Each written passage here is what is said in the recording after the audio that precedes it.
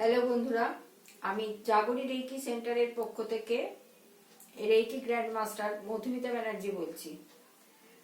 আমি আজকে এলাম কয়েকটা টোটকা দেওয়ার জন্য নতুন বছরে, যাতে আর্থিক দিক থেকে উন্নতি হয়। আমি বাড়তি কথায় না গিয়ে সরাসরি টোটকায় চলে আসছি। এটা কিন্তু 2026 সালেই করবেন। এই তো মাস পড়ে যাচ্ছে, কালকে তো শুক্রবার দিনে এরকম একটা 10 টাকার নোট, 20 টাকা, 100 টাকা, যার যেরকম জুটবে এরকম নোট নিলেন। নোট নিয়ে এই যে ইনফিনাইট সিম্বল, মানি সিম্বল, এই যে উল্টানো চার দেখা যাচ্ছে কি ঠিক মতো? ক্যামেরাটা একটু কাছে একটুখানি দেখা যাচ্ছে ভালো মতো? 4 4 বাংলার 4 এরকম উল্টো মানে আড়াআড়ি ভাবে চারটা লিখলেন। লিখে আপনার কত টাকা দরকার, 1 লাখ কি 2 লাখ, এই তলায় লিখে দিলেন। এই তলা এই যে 4-এর সিম্বলটা, এইভাবে 4-এর সিম্বল 4, আর এই তলায় 1 লাখ কি 2 লাখ টাকা, এটা লিখলেন। সিম্পলি নোটটাকে, নোটের মধ্যে একটা লবঙ্গ দিলেন আর একটা দারচিনি দিলেন, দিয়ে এইভাবে মুড়ে নিলেন। মুড়ে নিয়ে পার্সটা তো সবার কাছে সব সময় থাকে, আর যদি পার্সের থেকেও এখন সবার কাছে সব সময় থাকে মোবাইল, সেই জন্য এই মোবাইলের খাপের মধ্যে দিয়ে এই মোবাইলটা ভরে দিলেন। আর এই কাজটা করতে হবে কিন্তু শুক্রবারে। এটা করলে পরে দেখবেন আপনার টাকার আসতেই থাকবে। আর যে টাকাটা আপনি লিখে করবেন সেই টাকাটা আস্তে আস্তে ঠিক পূরণ হয়ে যাবে। আর তার জন্য কিন্তু আগেই বলেছি, আপনাদের সবসময় বারবার বলি যে ধন্যবাদ ইউনিভার্স, ইউনিভার্সকে ধন্যবাদ জানাবেন। এই হচ্ছে নতুন বছরের প্রথম টোটকা। দ্বিতীয় টোটকা হচ্ছে একটুখানি হলুদ নেবেন। আপনারা তো রান্না করেন, সবার বাড়িতেই হলুদ থাকে, কিনতে হচ্ছে না। একটু হলুদ নিলেন, সেই হলুদের গুঁড়ো একটা এই কপালে লাগালেন, একটা কণ্ঠে, আর একটা বুকে, না সরি, একটা কপালে, একটা বুকে, একটা নাভিতে।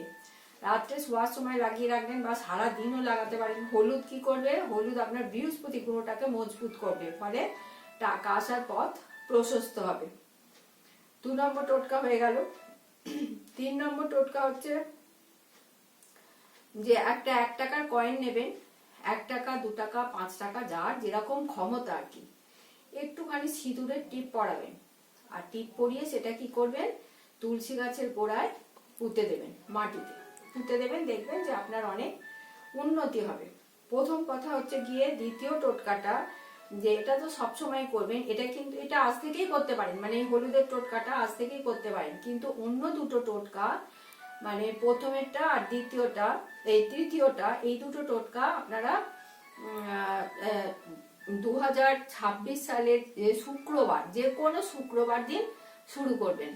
শুরু করবেন মানে কি, একদিন করলেই হবে, করতে পারেন। করলে আপনার অনেক উপকার হবে। আর আর এই টোটকাগুলো করলে দেখবেন আর্থিক দিক থেকে অনেক উপকার হবে। আর তেজপাতার টোটকা তো আছেই। তেজপাতার টোটকাটা আমার আগের ভিডিওতে দেখবেন দেওয়া আছে, আগের ভিডিওগুলোই দেওয়া আছে। যে যত আপনার কোনো একটা মনস্কামনা তেজপাতার মধ্যে লিখলেন, এগুলো আগেতে দেওয়া আছে। তেজপাতা কোনো একটা মনস্কামনা লিখলেন, যে আপনার ছেলের বিয়ে হচ্ছে কি হচ্ছে না, মেয়ের বিয়ে হচ্ছে কি হচ্ছে না, যে হয়ে গেছে, এত তারিখে হয়ে গেছে, এরকম লিখে তেজপাতাটা আপনি সন্ধ্যেবেলা আগুন দিয়ে পুড়িয়ে দিলেন, মোমবাতির আলোকে পুড়িয়ে দিলেন, পুড়িয়ে ছাইটা ফু দিয়ে ইউনিভার্সে উড়িয়ে দিলেন। এর ফলে কি হবে? এর ফলে আপনার সেই ইচ্ছেটা তাড়াতাড়ি পূরণ হয়ে যাবে। এটা কিন্তু পরপর 21 দিন করতে হবে, একদিনও বাদ দিলে হবে না। এতে আপনার মনস্কামনাটা একদম পরিপূর্ণরূপে পূর্ণ হবে, এবং হবেই।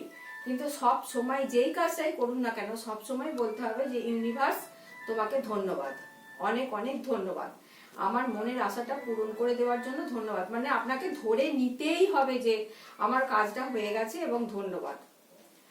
আরো একটা টোটকা বলছি। ধরুন কেউ আপনাকে খুব অপমান করলো, বা আপনার ছেলে আপনার কথা শুনছে না, আপনাকে যা তা বলছে, অপমান করছে, এরকম। সেক্ষেত্রে তো একটা প্রাপ্তবয়স্ক ছেলেকে বসে আনা যায় না, বা বললে শুনবে না। সেক্ষেত্রে আপনি কি করবেন?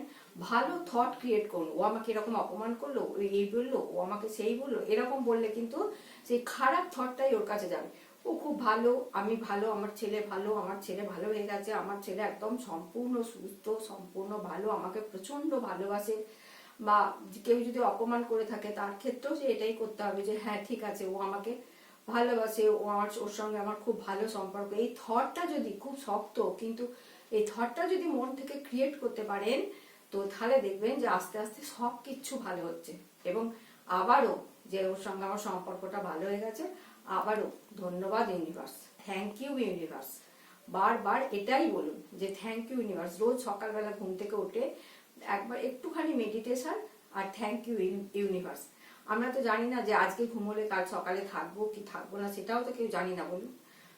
মানে কি বলবো, সকালবেলা যে আমি যে ঘুম থেকে উঠছি, বেঁচে আছি, এর জন্য তো ইউনিভার্সকে ধন্যবাদ দেওয়া উচিত। যে হ্যাঁ ধন্যবাদ ইউনিভার্স, তোমাকে ধন্যবাদ, আজকে একটা নতুন দিন দেওয়ার জন্য তোমাকে ধন্যবাদ। আমি যে খেতে পাচ্ছি, পড়তে পারছি, থ্যাংক ইউ ইউনিভার্স, এজন্য তোমাকে ধন্যবাদ। সবসময় সবাইকে ধন্যবাদ দিন।